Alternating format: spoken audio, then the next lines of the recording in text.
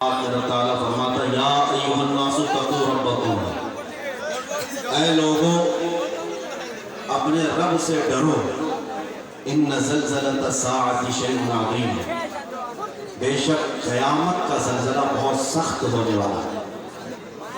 وہ جو آخر سب سے آخر میں زلزلہ آئے گا وہ سب سے سخت ہوگا، اور وہ قیامت کی گھڑی ہے۔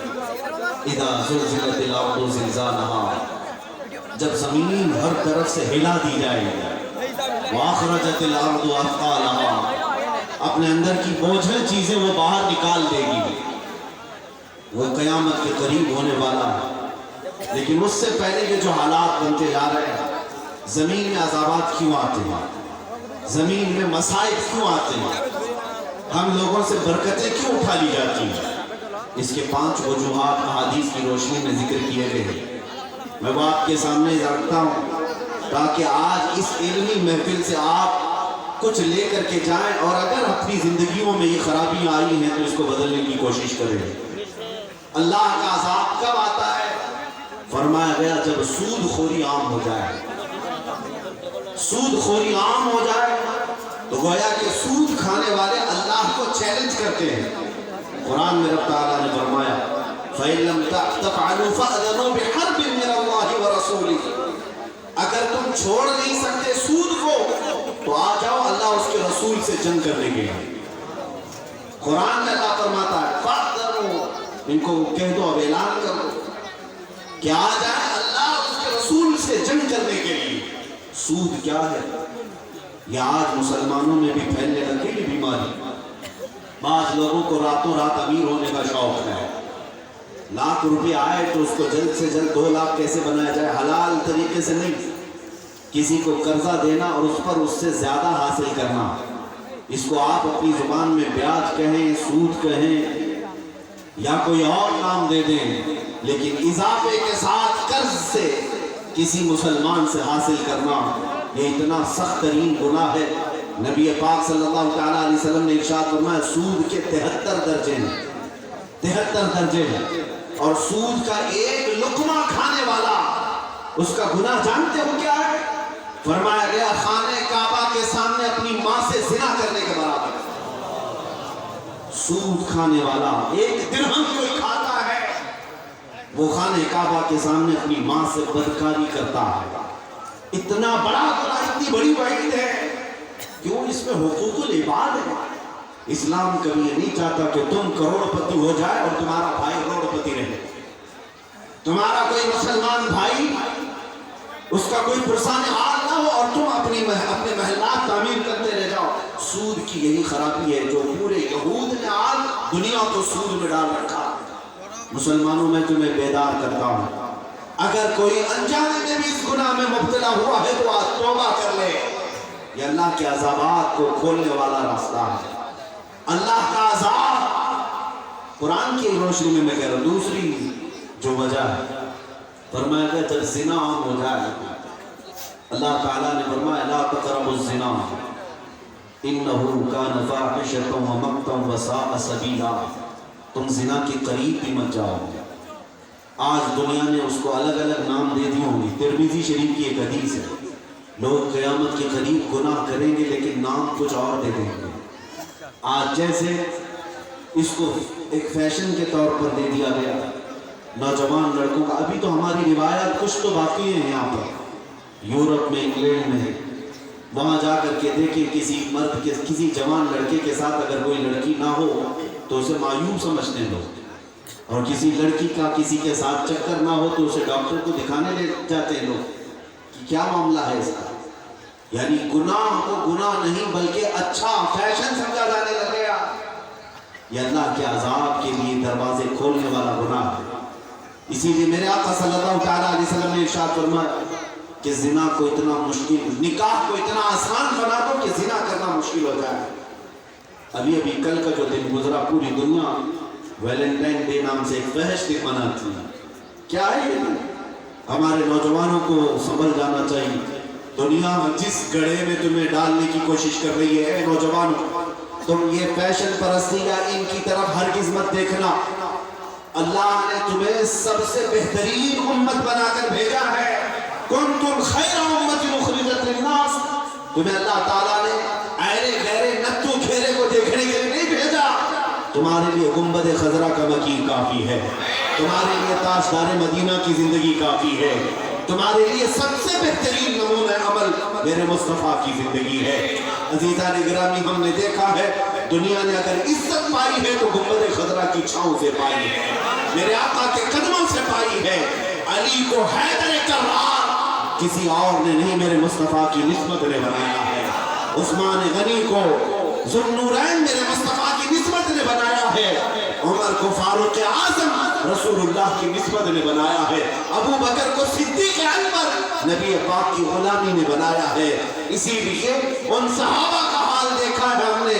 عزت اگر پائی ہے تو میرے مصطفیٰ کے قدموں سے پائی ہے. آج ہم یہاں ممبر پر بیٹھے ہیں کہ اگر مجھے کوئی عزت ملتی ہے تو میرے باپ کی وجہ سے نہیں، یہ میرے مصطفیٰ کی نسبت کی برکت ہے. جب تک بکے نہ تھے تو کوئی پوچھتا نہ تھا یا رسول اللہ تم نے خرید کر ہمیں انمول کر تم نے خرید کر ہمیں انمول کر دیا. قرآن کہتا وَلِلَّهِ الْعِزَّةُ وَلِرَسُولِهِ وَلِلْمُؤْمِنِينَ وَلَكِنَّ الْمُنَافِقِينَ لَا يَعْلَمُونَ. عزت تو اللہ کے پاس ہے، عزت تو رسول کے پاس ہے، اور عزت مومنین کے لیے ہے. منافق اس بات کو نہیں جانتے. منافق آج امریکہ کے پاس عزت ڈھونڈ رہے ہیں، رشیا کے پاس عزت ڈھونڈ رہے ہیں، انہیں ماڈرن کلچر میں عزت چاہیے. اے مومنوں، عزت میرے مصطفیٰ کے قدموں میں ہے. آج میں آپ کو ادھر ادھر نہ لے جاتے ہوئے اللہ کے عذابات کی طرف آپ کو اشارہ کر کے بتا رہا ہوں. آج جو زلزلے آئے یا دنیا ہل رہی ہے، سائنس اس کو کہتی زمین کے نیچے جو تہیں ہیں، زمین کے نیچے کی چٹانیں جب کھسکتی ہیں تو زمین پھٹ جاتی ہے. اس کو پیمانہ بھی لے کر ناپتے ہیں کتنے ریکٹر کا. یہ زلزلہ تھا. سائنس اپنے ایجادات کے بھروسے پر کچھ نہ کچھ کہتی ہے، حالانکہ سائنسی نظریات جو ہر زمانے میں بدلتے آئے. نیوٹن کے زمانے تک لوگوں کو پتہ نہیں تھا زلزلہ کیوں آتا ہے. 1760 تک بھی زلزلہ کیوں آتا ہے اس کی تحقیقات نہیں تھی. ہر زمانے میں سائنس کے نظریات بدلتے جاتے ہیں. لیکن ہم جانتے ہیں زمین کے اندر چٹانیں ہوں کہ لاوا ہو کہ گیسیں ہوں، کچھ بھی ہو، پوری روئے زمین کا ایک پتا بھی میرے مولا کی مرضی کے بغیر نہیں ہلتا. جب رب تعالیٰ کا حکم ہوتا ہے پتے بھی ہلتے ہیں، زمین بھی ہلتی ہے. آخر مجھے بتاؤ زمین کو اللہ تعالیٰ فرما رہا ہے ہم نے پانی پر اس کو رکھا ہے، پانی پر زمین کیسے قرار پاتی ہے؟ کون ٹھہرایا ہے؟ آپ کو ایک بات میں بتاؤں گا. یہ شامیانہ لگا ہوا ہے. یہ شامیانہ کیسے لگا ہے؟ اس پر سب پورے کھمبے لگے ہیں نا، سب کھمبے لگے ہیں اور یہ شامیانہ ہے. اگر ابھی یہ کھمبے ٹوٹنے لگ جائیں، گرنے لگ جائیں، یا شامیانہ چلو کپڑے کا ہے زیادہ کچھ نہیں ہوگا، گھر کی چھت کی بات کر رہا ہوں. تمہارے گھر کی چھت بھی پلر پر رکی ہوئی، اگر ایک پلر میں بھی دراڑ آ جائے تو چھت کا کیا ہوگا؟ نیچے آئے. میں آپ سے پوچھنا چاہتا ہوں، عقل کا استعمال کر کے مجھے بتاؤ، جب تمہارے پلر والی چھت گرنے لگ جائے تمہیں ذرا بھی اندیشہ ہو کہ اب گرے گی تو بھاگ کر پناہ کہاں لوگے؟ کہاں پناہ لوگے؟ سوچا کبھی؟ پلر والی چھت جب گرنے لگتی ہے پناہ لینے جاتے ہیں بغیر پلر والے آسمان کے نیچے. اس آسمان کا تو کوئی پلر ہی نہیں، پھر بھی تمہیں یقین ہے کہ وہ مولا میرے سر پر نہیں گرا ہے. تمہاری بنائی ہوئی چھتیں گر جاتی ہیں اور اس رب ذوالجلال کی بنائی ہوئی چھت پوری کائنات پر، مجھے بتاؤ کسی پلر پر ہے، کسی کھمبے پر؟ لیکن تمہارا یقین ہے کہ وہاں پناہ ملے گی. عزیزان گرامی وقار، یہ اسلام میرے آقا صلی اللہ علیہ وسلم کی تعلیمات سے روشناس ہو کر میں آپ سے عرض کر رہا ہوں. زلزلے دنیا چاہے کچھ بھی بتائے مگر میرے مصطفیٰ نے فرمایا گناہوں کی کثرت کی وجہ سے آتے ہیں. گناہوں کی کثرت کی وجہ سے 5 چیزوں کا ذکر کیا گیا. اس میں سب سے پہلی چیز میں نے آپ کو بتایا سود خوری جب عام ہو جائے. نمبر 2 جب زنا کثرت سے ہونے لگ جائے. نمبر 3 جب زکوٰۃ کا مال لوگ دبا کر رکھنے لگ جائیں. والذین یکنزون الذهب والفضة ولا ينفقونها في سبيل الله فبشرهم بعذاب أليم. رب تعالیٰ فرماتا ہے جو لوگ سونے اور چاندی کو خزانہ بنا کر رکھتے ہیں اور اللہ کی راہ میں نہیں نکالنا چاہتے، اے محبوب انہیں دردناک عذاب کی جب لوگ زکوٰۃ کے مال کو دبا کر رکھیں، ہیلے بہانے کرنے لگ جائیں، اللہ کے عذاب کا انتظار کرو، اللہ کے عذاب کا انتظار کرو۔ میرے عزیزو، زکوٰۃ کا ایک پائی بھی تمہارے گھر میں نہیں رہنا چاہیے۔ کیلکولیٹ کرو، حساب کرو۔ تم انکم ٹیکس سے تو ڈر جاتے ہو، ہاں سیل ٹیکس سے ڈر جاتے ہو، جی ایس ٹی ویٹ والوں سے تو ڈر جاتے ہو کہ ریڈ پڑ جائے گی، کیا ہوگا۔ یہاں تو صرف ریڈ پڑ جائے گی، اور ہو سکتا ہے کچھ ادھر ادھر پیسے دے کر کے تم نکل بھی جاؤ گے، لیکن اللہ کے حساب میں کہاں سے نکلو؟ اللہ تعالیٰ کی بارگاہ میں جب حساب ہوگا کیسے نکل پاؤ گے؟ یہ چیزیں جو احادیث کی روشنی میں عرض کر رہا ہوں، اگر تمہاری زندگیوں میں آئی ہے تو اس کو نکال دو۔ چوتھی چیز، جب لوگ نماز کو کثرت سے چھوڑنے لگ جائیں، نماز سے غفلت برتنے لگ جائیں تو اللہ کا عذاب آتا ہے۔ یہاں پر لوگوں کے حالات یہی ہیں، تم محفلوں میں تو کثرت سے آ جاتے ہو، یا پھر لوگوں کا آج مسجد میں دل نہیں لگتا، فجر کے وقت کہاں رہتی ہیں؟ ہماری مسجد کی صفیں دیکھو جا کر، عشاء میں کیوں نہیں ہیں؟ میرے عزیزو، یہ مسجدیں کیوں بنائی گئی ہیں؟ فرمایا گیا قیامت کے دن مسجدیں خود تمہارے اوپر مقدمہ کریں گی کہ اے اللہ، یہ مجھے بنا تو دیے لیکن بھوکا اور پیاسا رکھتے تھے، مسجد کو بھوکا اور پیاسا رکھتے تھے۔ مسجد سے پوچھا جائے گا تجھے بھوک لگتی تھی؟ مسجد کہتی جب جب اذان ہوتی مجھے بھوک لگتی، اگر یہ آ جاتے تو میرا پیٹ بھر جاتا۔ عزیزان گرامی وقار، جب نمازوں کی کثرت سے غفلت ہوگی تو اللہ کا عذاب آئے گا، اللہ کا عذاب آئے گا۔ اور پھر پانچویں چیز یہ فرمائی گئی، جب لوگ امانتوں میں خیانت کرنے لگ جائیں، امانتوں کو ضائع کرنے لگ جائیں، نااہل لوگوں میں امانتیں آ جائیں، اللہ کا عذاب آتا ہے۔ یہ پانچ چیزیں جو میں نے آپ کے سامنے ذکر کیا، دیکھو آج اگر میں آپ کو ڈرا رہا ہوں تو یہ اللہ کے نبیوں کی سنت ہے۔ انبیاء اکرام علیہ السلام بارہا اپنی امتوں کو، قوموں کو بتاتے تھے کہ یہ نہ کرو عذاب آ جائے گا۔ ناپ تول میں کمی کرتی تھی شعیب علیہ السلام کی قوم، اس کو تو آج ہلکا سمجھتے ہیں۔ ناپ تول میں کمی، 1 کلو کا سامان اس میں 50 گرام کسی طرح سے کم کر کے بیچ دینا یا کانٹے میں کچھ سیٹنگ کر دینا، یہ اتنا سخت ترین گناہ ہے، قرآن نے اس کے متعلق فرمایا۔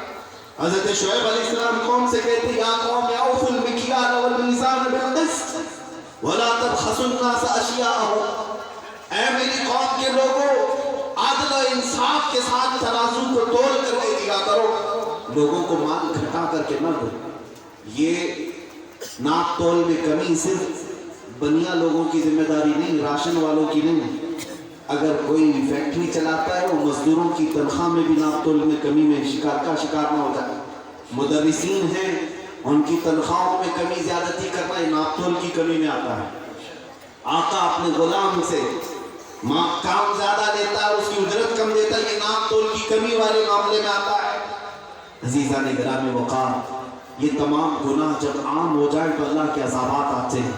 اور ایک میں نے خطبہ مسنونہ کے بعد آیت تلاوت کی، اللہ فرماتا ہے فَلْيَحْذَرِ الَّذِينَ يُخَالِفُونَ عَنْ أَمْرِهِ أَن تُصِيبَهُمْ فِتْنَةٌ أَوْ يُصِيبَهُمْ عَذَابٌ أَلِيمٌ۔ اللہ فرماتا ہے میرے رسول کے حکم کی مخالفت کرنے سے بچو۔ اللہ فرما رہا ہے رسول کے حکم کی مخالفت کرنے سے بچو، ورنہ کیا ہوگا؟ اللہ فرماتا ہے ان قریب تم فتنوں میں مبتلا ہو جاؤ گے یا دردناک عذاب میں گرفتار ہو جاؤ گے۔ فتنوں میں تو مبتلا ہو گئے، آزمائش میں ہے آج ہم، ہمارے لیے کیا کم فتنے۔ ابو داؤد شریف کی حدیث ہے، اللہ تعالیٰ جب کسی قوم کو عذاب دیتا ہے تو اس کی کئی شکلیں ہیں، یا تو پھر بارش روک لی دی جاتی ہے آسمان سے، یا زمین سے سبزے نہیں اگائے جاتے، یا پھر زمین میں زلزلے لائے جاتے ہیں، یا چٹانیں کھسک جاتی ہیں، یا تیز تند ہوائیں آ جاتی ہیں، یا سیلاب آ جاتا ہے، یا عذابات کی نشانیاں ہیں۔ یہاں تک کہ میرے آقا صلی اللہ علیہ وسلم فرماتے ہیں اگر زمین پر جانور چوپائے نہ ہو تو بارش بھی نہ برسے، ان جانوروں پر رحم کر کے بارش برساتی جاتی ہے۔ گناہ کبھی کبھار لوگوں کی اتنے کثرت سے ہو جاتے ہیں کہ اگر یہ جانور نہ رہے تو عذاب یعنی بارش بھی نہ برسے، یہ عذابات کی نشانیاں ہیں۔ اور نبی پاک صلی اللہ تعالیٰ علیہ وسلم کی حدیث میں یہ بھی ہے کہ جب مسجدوں میں شور و غل زیادہ ہونے لگ جائے، نا اہلوں کو بڑی ذمہ داریاں دی جانے لگیں اور کسی کی عزت لوگ صرف اس لیے کرتے ہوں کہ اس کی شرارت سے بچنا ہو، اس لیے عزت کرتے ہوں، حضور نے فرمایا یہ سب ان عذابات کے زمانے کی نشانیاں ہیں جب اللہ کا عذاب کثرت سے ہو، یہاں تک کہ تم پر مال پھیلا دیا جائے گا۔ حضور فرماتے ہیں میرے آقا صلی اللہ علیہ وسلم ایسا لگتا ہوگا کہ مال ابل رہا ہے، ہر ایک کے گھر میں مال ہوگا اور دین اور دیانت ختم ہونے لگ گئے۔ آج مجھے اس بات پر فخر ہے، ہزاروں میں جب میں دیکھتا ہوں خاص طور پر بہار کی سرزمین پر پیر طریقت جو روشن ضمیر پیر ہے، میں کسی مبالغہ آرائی کا قائل بھی نہیں، حضور شمس اللہ جان ادام اللہ اقبال جس طرح سے یہ اپنے اعمال سے لوگوں کی نماز کی پابندی کا اور ان کے اعمال کی فکر کرتے ہیں، اللہ کریم ان کا سایہ دراز فرمائے۔ میں ان کے وسیلے سے تمہیں دعوت دیتا ہوں، جو باتیں میں کہہ رہا ہوں میرے عزیزوں میں کوئی پیشہ ور خطیب نہیں ہے کہ آپ کے پاس کچھ کمانے کے لیے آیا ہے، بس تمہاری زندگیوں میں کسی ایک کے اندر عمل آ جائے میری سب سے بڑی اجرت ہے۔ آپ نوجوانوں میں سے کوئی ایک کھڑا ہو کر کے توبہ کرنے اور یہ عہد کر لے میں آپ زندگی گزاروں گا تو نقش مصطفیٰ پر زندگی گزاروں گا، قدمان مصطفیٰ پر چلوں گا، ہماری یہی اجرت کافی ہے، یہی ہمارے لیے ذریعہ آخرت، ذریعہ نجات۔ میں آپ کو بتاتا ہوں نبی پاک صلی اللہ تعالیٰ علیہ وسلم کی بارگاہ میں سوال بھی کیا گیا کہ اے اللہ کے نبی صلی اللہ تعالیٰ علیہ وسلم جب عذابات کثرت سے آئیں تو کیا کیا جائے، کیا کیا جائے؟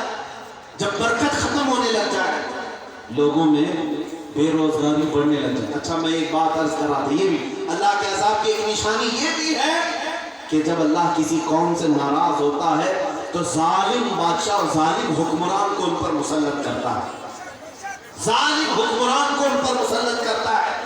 آج ظالموں کی حکومت جو ہم جوجھ رہے ہیں یہ ہماری شامت اعمال ہے، یہ عذاب ہی تو ہے ہمارے لیے۔ کیوں آئے تمہیں پھر یہ ہانکیں گے، یہ تمہیں اپنے کوڑے سے ماریں گے اور تمہیں سخت ترین عذابات کی طرف لے جائیں گے، یہ بھی اللہ تعالیٰ کی ناراضگی کی شکلیں ہیں۔ توبہ کرو۔ میرے آقا صلی اللہ علیہ وسلم سے سوال کیا گیا جب ایسے حالات ہو تو کیا کیا جائے؟ نبی پاک صلی اللہ علیہ وسلم فرماتے ہیں استغفروا ربکم، اپنے رب سے توبہ اور بخشش طلب کرو، استغفار کرو، استغفر اللہ ربی من کل ذنب واتوب الیہ، کثرت سے توبہ کرو۔ رب تعالیٰ فرماتا ہے وما کان اللہ معذبہم وہم یستغفرون، جب تک تم استغفار کرتے رہو گے اللہ عذاب نہیں بھیجے گا، اللہ عذاب نہیں بھیجے گا۔ گناہ سب کرتے ہیں لیکن عذاب کب آتا ہے پتہ ہے؟ گناہ کرنے کے بعد احساس بھی ختم ہو جائے تب عذاب آتا ہے۔ آدمی یہ سمجھنے لگ جائے کہ میں جو کر رہا ہوں وہ سب اچھا ہی کر رہا ہوں تب عذابات کے دروازے کھلتے ہیں۔ گناہ کرنے کے بعد اگر شرمندگی ہو، گناہ کرنے کے بعد اگر ندامت ہو، گناہ کرنے کے بعد اگر پچھتاوا ہو کہ میں نے جو کیا غلط کیا ہے، اللہ کے توبہ تمہارے لیے توبہ کے دروازے بھی کھلے ہیں اور اللہ کی بخشش کے دروازے بھی، رحمت کے دروازے بھی کھلے ہیں۔ لیکن جب بندہ گناہوں پر مصر ہو جاتا ہے، اٹل ہو جاتا ہے، نڈر ہو جاتا ہے، بے باک ہو جاتا ہے کہ میں جو کر رہا ہوں وہ سب اچھا ہی کر رہا ہوں، تب وہ اللہ کے عذابات کو چیلنج کر رہا ہے، وہ اللہ کے عذابات کو للکار رہا ہے۔ عزیزان گرامی اوقات ہم نے دیکھا ہے قرآن پاک کی آیتیں میں تمہیں بتاتا ہوں، اور رب تبارک و تعالیٰ قہار و جبار تو ہے، عذابات بھیجتا تو ہے، لیکن خود قرآن میں فرماتا ہے وسعت رحمتی کل شیء، میری رحمت ہر شے کو گھیرے ہوئے ہے، اس کی رحمت زیادہ ہے، اس کے رحم و کرم کے نظارے زیادہ ہیں۔ ہم نے دیکھا ہے بڑے بڑے گنہگار جب تو تائب ہو کر کے آتے ہیں مولا کریم انہیں معاف کر دیتا ہے۔ آپ کو بتاؤں حضرت امیر المومنین عمر ابن خطاب رضی اللہ تعالیٰ عنہ کا زمانہ مدینہ طیبہ میں جنت البقیع میں ایک بوڑھا شخص 80 سال کا بانسری بجاتا تھا، مولانا روم رحمۃ اللہ علیہ لکھتے ہیں بانسری بجاتا تھا اور اسی سے کمائی کرتا تھا۔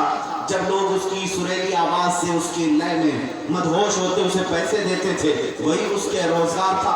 लेकिन जब बुढ़ापा आ गया, सांस फूलने लगी, बांसुरी बजती नहीं थी, अब लोग देखते नहीं थे, सुनते नहीं थे, पैसे आते नहीं थे, भूखमरी आ गई, बहुत ज्यादा इफलास का शिकार हो गया और रोते हुए जन्नतुल बकी कब्रिस्तान में आया। रात का वक्त था और आधी रात जब हो गई, मदीना सो गया है, मदीने वाले सो रहे हैं, तो अपनी बांसुरी को तोड़ दिया, नीचे फेंक दिया और अल्लाह की तरफ अर्ज करने लगा, मौला इस बुढ़ापे में लोगों ने मुझे छोड़ दिया है, अब ना मेरी आवाज रह गई, ना मेरे पास लहजा रह गया, अब मेरी कोई इस बांसुरी सुनता नहीं, ना मुझे पेट भरने के लिए कोई एक दीनार देता है, ना एक दिरहम देता है।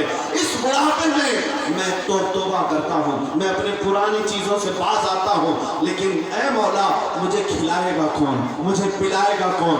मैं बांसुरी इसलिए बजाता था कि पेट भर जाए, अब बांसुरी तोड़ देता हूँ, बता मौला मुझे खिलाएगा कौन, इस बुढ़ापे में मुझे देगा कौन?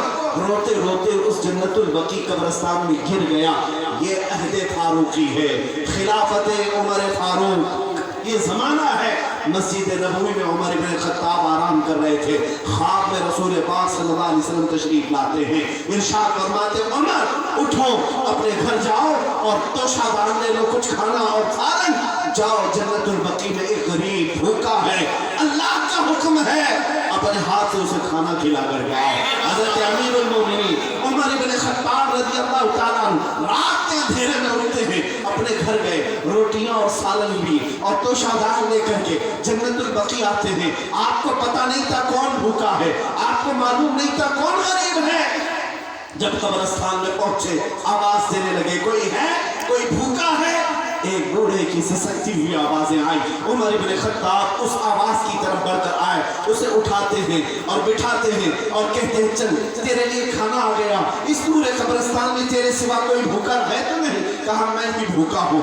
अपने हाथ से उन्होंने रोटी सालन देकर उस बूढ़े को खिलाया। बूढ़े ने पूछा आप कौन हैं? हज़रत उमर फारूक कहते हैं मैं उमर इब्न खत्ताब हूँ।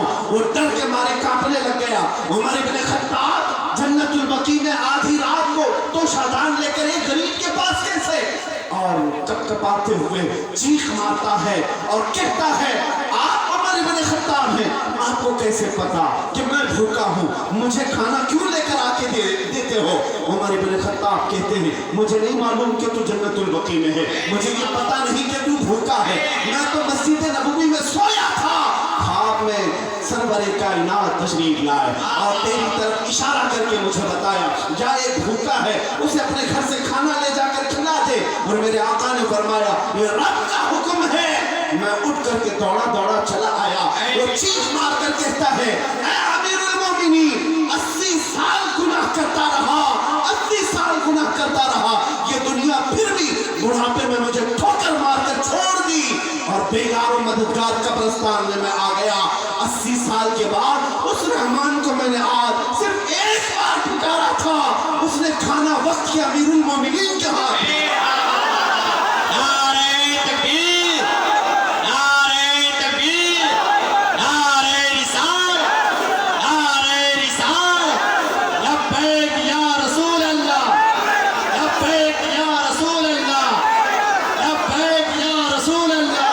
तुम क्या समझते हो जब गुनाहों से बाज आ जाओगे कोई नहीं पूछेगा? छोड़ दो दुनिया को, कोई ना पूछे ना पूछे। रब तबारक व तआला तुम्हारा निगहबान है, वो सत्तार व गफ्फार व जब्बार व कहार हर जगह से तुम्हारे लिए रास्ते कुशादा करेगा। हमारा नौजवान ये सोचता है मौलाना तुम्हारी बातों पर अमल करके मैं अगर दाढ़ी रख लूं, टोपी पहन लूं, मेरी जॉब छूट जाएगी, मेरे लिए बड़े मसले आ जाएंगे। तुम तो दुनिया को रज़ाक समझे हो, हकीकत में ईमान होता तो रज़ाक हकीकी मेरा अल्लाह है। अगर दुनिया एक दरवाजा बंद करे, मेरा मौला 70 दरवाजे कुशादा कुरान में मेरा रब फरमाता है मा यफ्तहिल्लाहु लिन्नासि मिन रहमतिन फला मुमसिक लहा व मा युमसिक फला मुरसिल लहा। अल्लाह फरमाता है अल्लाह अपनी रहमत से जिसके लिए दरवाजा खोल दे, कोई ताकत वो दरवाजा बंद नहीं कर सकेगी, और अल्लाह जिसके लिए दरवाजा बंद कर दे, कोई ताकत वो दरवाजा खोल भी नहीं सकती। आओ उस रहमान पर यकीन करो। अपने गुनाहों से तौबा इस्तिग़फ़ार आज की सबसे बड़ी ज़रूरत है। इस जलसे का यही पैगाम है मेरे अजीज़ों। अज़ाबात आम हो चुके हैं, मौला की पकड़ जब आ जाएगी तब फिर तुम किसको पुकारोगे, किसको मदद के लिए पुकारोगे। आज हमने सिसकते हुए बच्चों को देखा है, मलबे में दबी हुई आवाज़ें तुर्की में हो रही होंगी, लेकिन हमारे कानों में भी उनकी गूंज पहुंच रही है। कसम खुदा की मैं आपको बताऊं, उन छोटे बच्चों की लाशें हमारा खाना बेमज़ा कर जाती हैं। उन औरतों की आहें जो सीरिया में, मुल्क शाम में और यमन में तड़प रही हैं, उन्हें दवा तक का सामान नहीं है, उन्हें खाने के लिए एक लुक़मा मैसर नहीं। यमन की सरजमीन पर हमने देखा है बच्चे घास खाने पर मजबूर हैं। बहुत सारे लोगों पर एक लुक़मा गोश्त का एक टुकड़ा नहीं पहुंचता। लेकिन तुम देखो तुम्हारा हाल क्या है। तुम अपने घरों में थाले भर भर कर खाते हो, फिर बचा करके गटर नालियों में फेंक भी देते हो। अल्लाह ने तुम्हें हर तरह की नेमतें दी है। यही तो मसला है,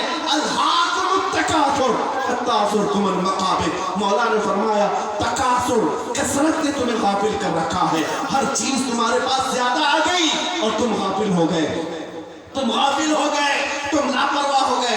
तुम्हें क्या लगता है तुम्हारे अमाल की वजह से तुम्हारे घर में बरकतें आ रही है, तुम्हारे कामों की वजह से तुम्हारे अंदर खुशहाली आ रही है? नहीं। बाज लोग तो इतना कर अकल करके चलते हैं और ये समझते हैं हम तो सुबह से शाम तक गाने सुनते ही रहते हैं, लेकिन दुकान भी अच्छी चल रही है, तिजारत भी सब अच्छा है, हमारे यहाँ तो गुनाह सब चल रहे हैं, लेकिन मामला तो सब अच्छे हैं। तुम हरगिज़ इस खाम ख्याली में ना रहना कि तुम्हारे कामों की वजह से ये अज़ाबात रुके हुए हैं। नहीं, मेरा रब फरमाता है वमा कान अल्लाहु लियुअज़्ज़िबहुम व अंत फ़ीहिम। इस उम्मत पर अल्लाह इसलिए अज़ाब नहीं भेजता कि इनके बीच में मेरा महबूब आराम कर रहे हैं। तुम्हारे दरमियान अल्लाह का रसूल है, ये उनकी बरकतें हैं, यानी रसूल की बरकतें हैं कि अज़ाबात रुके हुए हैं। लेकिन ऐ मुसलमानों, ऐ रब्बे ज़ुल जलाल के मानने वालों, मेरे मुस्तफ़ा करीम के उम्मतियों, तुम्हें मैं उसी रब की तरफ बुला रहा हूँ। कुरान में रब ताला ने फरमाया या अय्युहन्नासुत्तक़ू रब्बकुम, ऐ इंसान अपने रब से डरो जिसने पैदा किया, जो खिला रहा, जो पिला रहा है। उस वक्त भी तुम्हारे रिस्क का इंतजाम कर रहा था जब तुम माँ के पेट के अंदर थे। तुम्हें कौन खिलाता पिलाता था, तुम्हें कौन पाल रहा था, और जब तुम माँ के पेट से बाहर आए तुम्हारे माँ के सीने में दूध किसने बनाया, कौन दूध बनाता है, तुम्हारे रिस्क का इंतजाम कौन करता है। यहाँ तक कि तुम्हारे बचपने में फरिश्तों के जरिए तुम्हारी उसने हिफाजत की। वो रहमान जिसने तुम्हें मुफ्त में सांसें अता की है।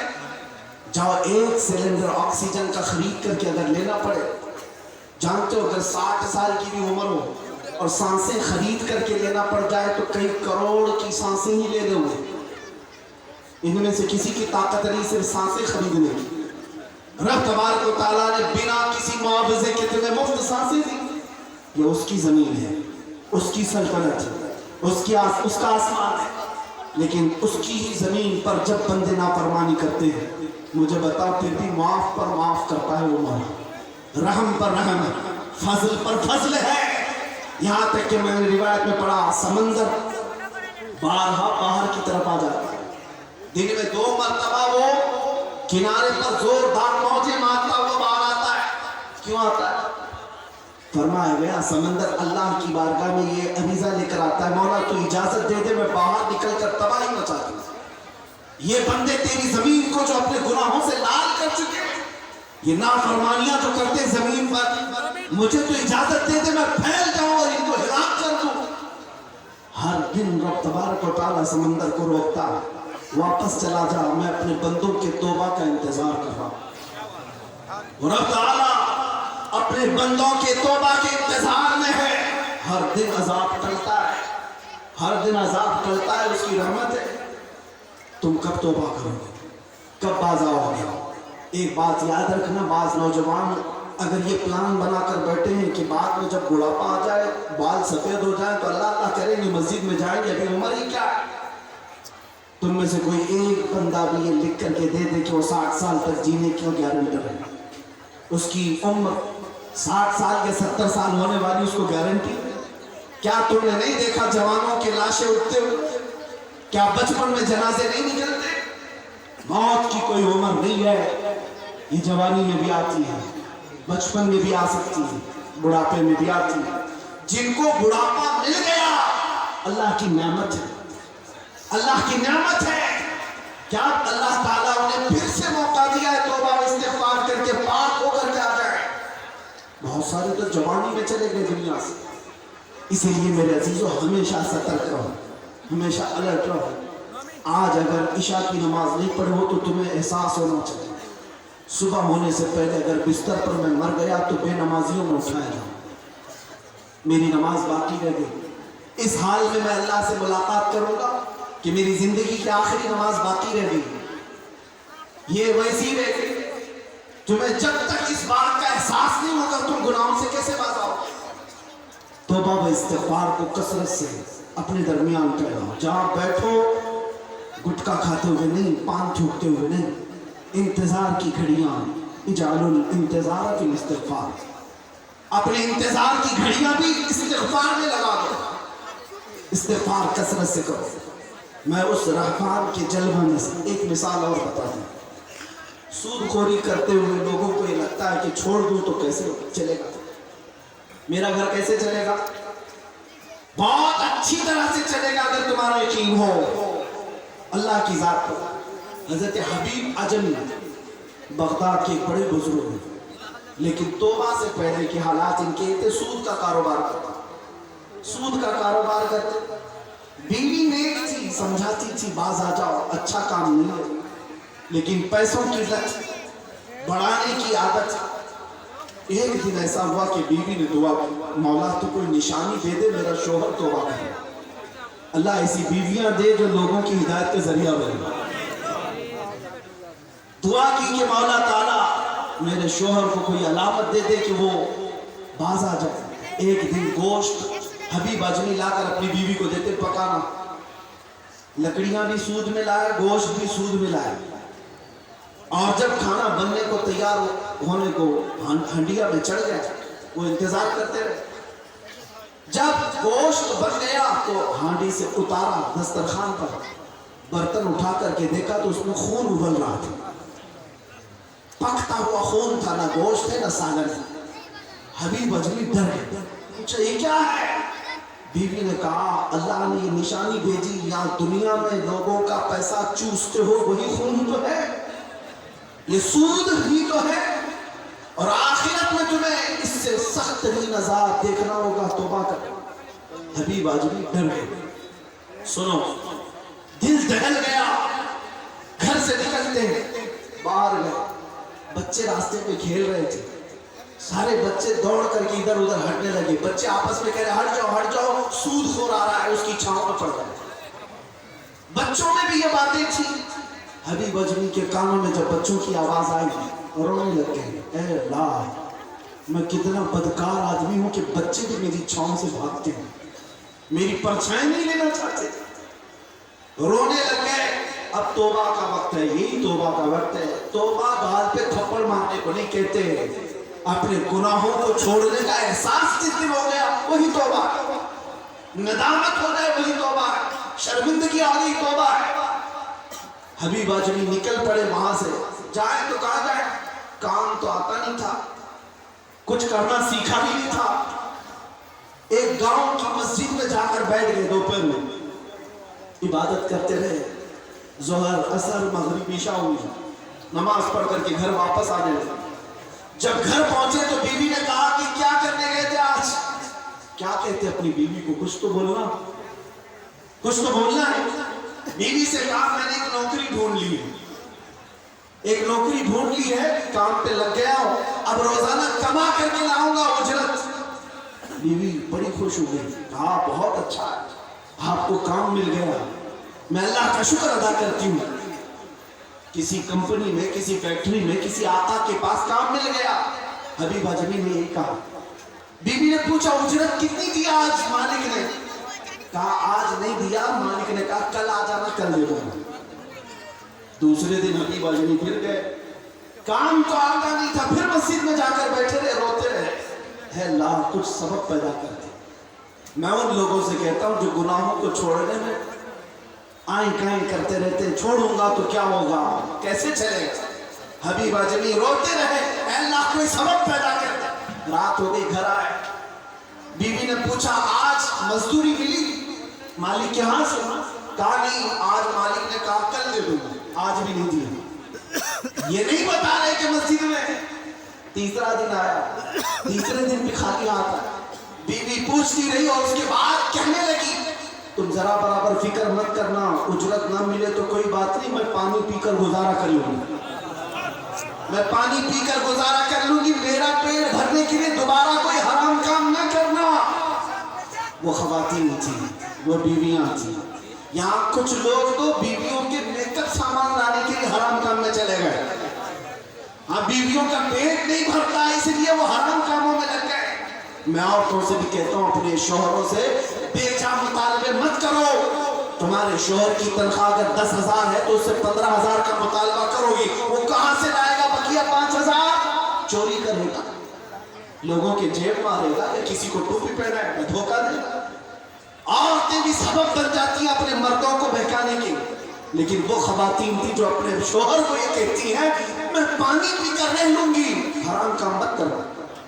3 دن گزر گئے, 4 دن گزر گئے, 5واں دن تھا, کوئی اجرت نہیں, کوئی اجرت نہیں. کہاں سے آتی؟ مسجد میں بیٹھ کر کیا رہے. رات تھی, 5واں دن تھا, بہت تاخیر ہو گئی. اب گھر کی طرف جانے کے لیے پیر بوجھل ہو گئے. آج پھر بیوی پوچھے گی, آج پھر عورت پوچھے گی کیا لائے, کچھ کما کر کے لائے, کیا جواب دوں گا. گھر کے دروازے تک پہنچے تھے, گھر کے اندر خوب اجالا ہے, روشنی ہے, اور جیسی دروازے کے اندر داخل ہوئے دیکھا دسترخوان بچھائے, طرح طرح کے کھانے لگے ہوئے, طبق سجا ہوا ہے, اور بیوی تیار کھڑی ہے. حبیب اجمی اندر آئے اور پوچھا اپنی بیوی سے اچانک یہ میرے گھر میں روشنی اور اتنا کھانا اور یہ دسترخوان کہاں سے آیا, کیا تو کوئی غلط کام شروع کر چکی؟ بیوی نے کہا کیا مذاق کرتے ہیں آپ جس کے ہاں کام کرنے کے لیے جاتے وہیں کا ایک خادم آیا تھا. آپ جس کے ہاں مزدوری کے لیے روزانہ جا رہے ہیں, آپ کے مالک نے ایک خادم کو یہ طبق دے کر بھیجا اور مجھ سے یہ کہا اے خاتون قبول کر لے, حبیب اجمی کو آنے میں تاخیر ہو جائے گی, دسترخوان سجا لے, جب تیرا شوہر آ جائے اس سے کہہ دینا ہم نے تیری مزدوری کو پسند کیا ہے, کام اور زیادہ کر, اجرت اور ملے گی.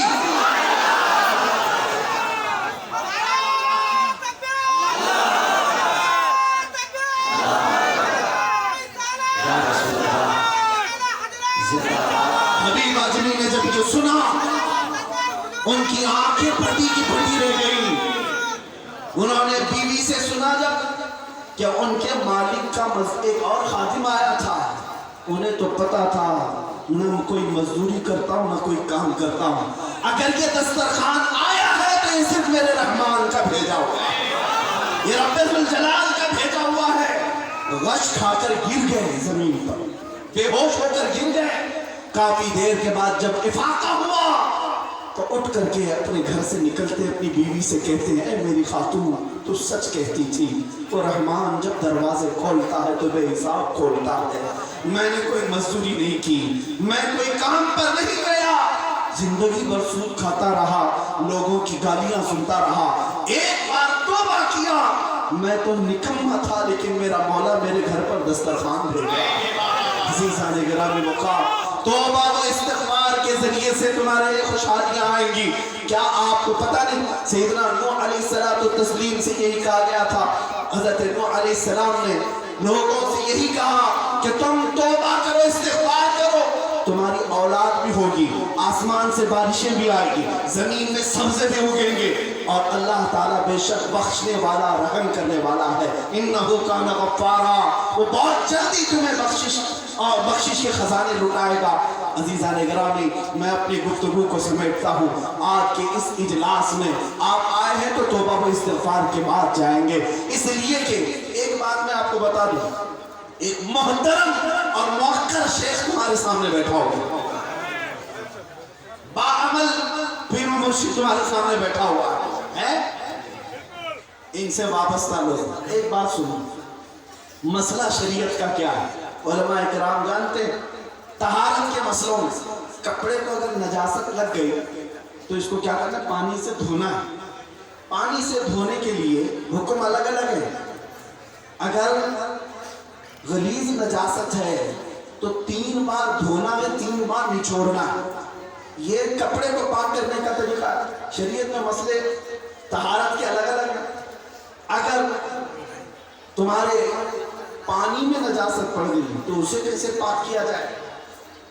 جیسے کنویں میں نجاست گرتی ہے، چوہا گر جائے، بلی گر جائے، بکری گر جائے، سب کے لیے الگ الگ مقدار شریعت نے رکھی. کسی کے لیے 40 ڈول نکالو، کسی کے لیے 7 ڈول نکالو، کسی کے لیے 200 ڈول نکالو، پانی پاک ہو جائے. پانی کو پاک کرنے کے طریقے ہیں، کپڑے کو پاک کرنے کے طریقے ہیں. شیشے پر نجاست لگ جائے اس کو پاک کرنے کے طریقے ہیں. زمین پر اگر نجاست لگ جائے، زمین پر اگر نجاست ہو تو کیا کیا جائے؟ زمین کو کیسے دھو کے نچوڑ تو نہیں سکتے. اس کے لیے حکم یہ ہے کہ تیز بارش برس گئی یا تیز آپ نے پانی بہا دیا اور پھر سخت دھوپ پڑ گئی تو زمین پاک ہوگا. اگر زمین پر نجاست ہے، مولانا جلال الدین رومی کی بات میں پیش کرتا ہوں اور اسی پر اپنی گفتگو کو سمیٹتا ہوں. زمین پر نجاست ہو، اگر جیسے گوبر، کسی کا لی، یہ سب چیزیں پڑی ہوں تو بارش آ جائے، پانی بہہ جائے اور تیز دھوپ پڑے، تیز دھوپ پڑے، زمین کیا ہو جائے گی؟ پاک ہو جائے. یہ شریعت کے مسائل ہے. اہل تصوف سے جب پوچھا گیا، صوفیہ سے پوچھا گیا، یہ تو ان چیزوں کے ناپاک ہونے کے بعد پاک کرنے کا طریقہ ہے، لیکن کسی کے دل کی زمین نجس ہو جائے، کسی کا دل ناپاک ہونے لگ جائے، اسے پاک کرنے کا طریقہ کیا ہے؟ دل نجس ہو جائے تو اسے کیسے پاک کیا جائے؟ مولانا روم فرماتے ہیں زمین کو جیسے بارش برس جائے، تیز دھوپ پڑے، زمین پاک ہوتی ہے، اسی طرح دل جب گناہوں سے آلودہ ہو، اللہ کا ذکر کثرت سے کرو، یہ بارش کی طرح ہے، دل دھل جائے گا. اور جب دل دھل جائے، کسی شیخ محترم کی تیز نگاہ پڑے تو پھر دل پاک ہو جاتا ہے. باعمل شیخ کی نگاہوں کے سامنے اپنے دل کو لے آؤ، پہلے ذکر کرو، پہلے توبہ کرو، استغفار کرو، دل دھل جائے گا. اور پھر شیخ کی نظروں کے سامنے دل کو لاؤ تو دل پاک ہو جاتا ہے. اسی لیے ہم نے دیکھا ہے گناہوں سے آلودہ ہو کر کے بھی کوئی غوث پاک کے دربار میں آتا تھا، لیکن غوث کی نگاہ کیا پڑتی، وہ پاکیزہ ہی نہیں بلکہ زمانے کا قطب بھی ہو جاتا تھا، زمانے کا ولی بھی بن جاتا تھا. اللہ کریم ہمیں توبہ و استغفار کی توفیق عطا فرمائے. مولا اپنے عذابات سے ہمیں محفوظ فرمائے اور رب تبارک و تعالی ہمیں اپنے مشائخ کا سایہ ہمیشہ ہمارے سروں پر قائم و دائم رکھے. میری گفتگو کے خلاصے میں یہ بات کہنا میں ضرور سمجھوں گا، ضروری ہے اس لیے کہ اس کے بغیر میری تقریر نامکمل ہے. بات یہ ہے ادھر ادھر کی کیوں کہوں، ادھر ادھر جانے کے اشارے کیوں دوں، بس بات اتنی ہے کہ محمد سے وفا تو نے تو ہم تیرے ہیں. یہ جہاں چیز ہے کیا، تم کس کے لیے لڑو گے؟ کرسی چاہیے، اقتدار چاہیے، سیاست چاہیے، میاں یہ چیز ہے کیا؟ لوح و قلم تیرے ہیں. یہ جہاں چیز ہے کیا، لوح و قلم تیرے ہیں. اٹھو قوت عشق سے ہر پست کو بالا کر دو، دہر میں نام محمد سے اجالا کر دو. وآخر دعوانا الحمدللہ رب العالمین.